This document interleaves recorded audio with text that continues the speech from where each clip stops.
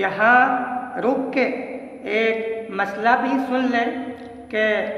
اگر کسی شخص کو نماز کی رکعتوں میں شک پیدا ہو جائے کہ اس نے کتنی رکعتیں پڑھی ہے،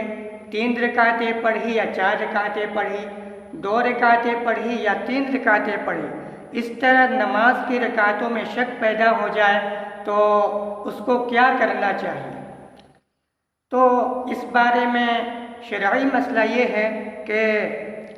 نماز کی رکعتوں کی تعداد میں اس طرح شک پیدا ہونا اس کو اپنی زندگی میں پہلی مرتبہ ہوا، پہلی بار ہوا ہے، یا پھر شاذ و نادر بہت ہی کم 2-1 بار اس طرح شک پیدا ہو جاتا ہے، تو ایسی صورت میں اس کا حکم یہ ہے کہ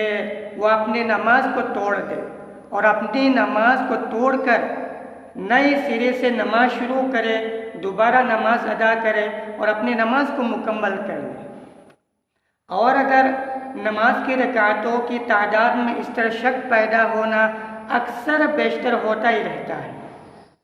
اور اس طرح بھول جانے کی عادت، رکعتوں کی بھول جانے کی عادت اکثر بیشتر پیدا ہوتا ہی رہتا ہے، تو پھر ایسی صورت میں اس شخص کو چاہیے کہ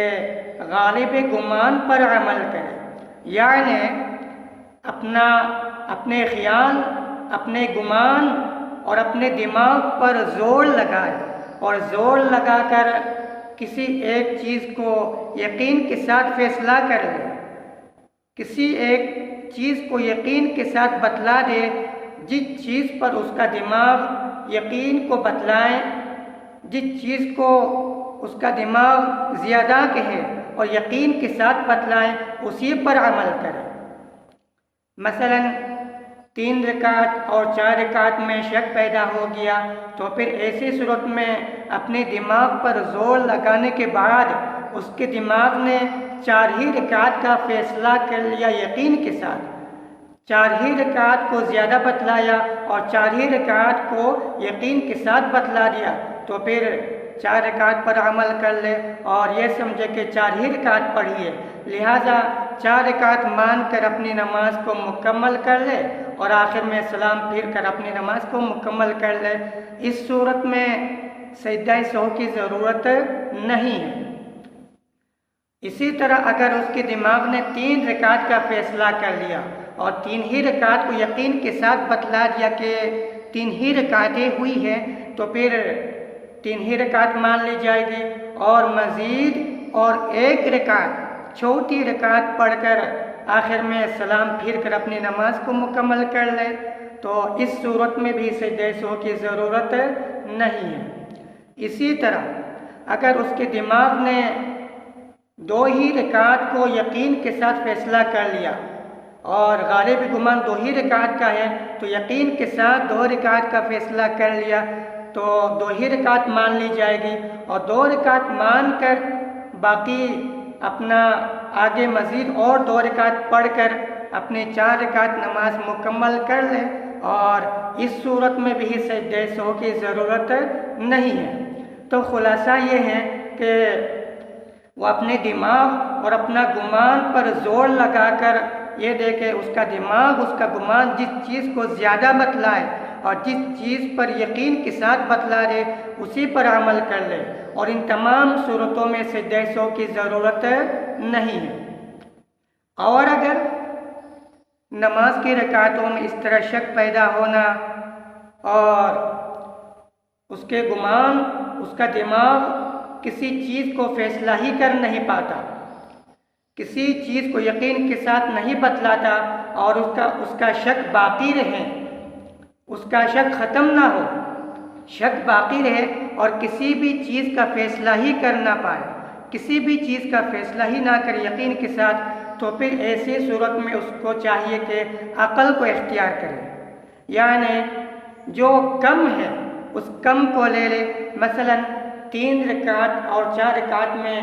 شک پیدا ہو جائے تو پھر کم 3 رکعت ہے، کم 3 رکعت ہے تو 3 ہی رکعت کو لے لے اور یہی سمجھے کہ میں نے 3 ہی رکعتیں پڑھی ہے، اور اس تیسری رکعت پڑھ کر بیٹھ جائیں، بیٹھ کر تشہد پڑھیں، پھر چوتھی رکعت کے لیے کھڑا ہو جائیں اور چوتھی رکعت پڑھ کر 4 رکعت پڑھ کر آخر میں سجدہ سے ہو کر کے اپنی نماز مکمل کر لیں۔ اور اگر 2 رکعت اور 3 رکعت میں شک پیدا ہو جائے اور کم 2 رکعت ہے تو 2 ہی رکعت مان لیں اور 2 رکعت مان کر دوسرے رکعت پڑھ کر تشہد میں بیٹھیں، تشہد میں بیٹھ کر تشہد پڑھیں اور تیسری رکعت کے لیے کھڑا ہو جائے، تیسری رکعت پڑھ کر پھر بیٹھے، پھر بیٹھ کر تشہد پڑھیں اور چوتھی رکعت کے لیے کھڑا ہو جائے اور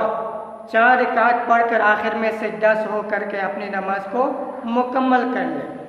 اسی طرح اگر 1 رکعت اور 2 رکعت میں شک پیدا ہو جائے تو کم 1 رکعت ہے،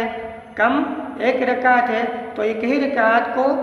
اختیار کرے اور 1 رکعت پڑھ کر بیٹھ جائیں، تشہد پڑھیں، پھر دوسری رکعت کے لیے کھڑا ہو جائے اور دوسری رکعت پڑھ کر بیٹھ جائیں اور تشہد پڑھیں، پھر تیسری رکعت کے لیے کھڑا ہو جائے اور تیسری رکعت پڑھ کر پھر بیٹھیں اور تشہد پڑھیں، پھر چوتھی رکعت کے لیے کھڑا ہو جائے اور 4 رکعتیں مکمل پڑھ کر آخر میں سجدہ سے ہو کر لے اور اپنی نماز کو مکمل کر لے۔ تو خلاصہ یہ ہے کہ کم لینے کی صورت میں ہر رکعت میں بیٹھے گا،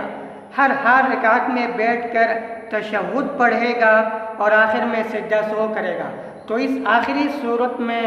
سجدہ سو کی ضرورت ہے، سجدہ سو واجب ہے۔ یہ مسئلہ شامی کے اندر ہے، بدر ثناء میں ہے، ہدایہ کے اندر ہے، عالمگیری میں ہے اور فقہ کی تمام معتبر کتابوں میں یہ مسئلہ موجود ہے۔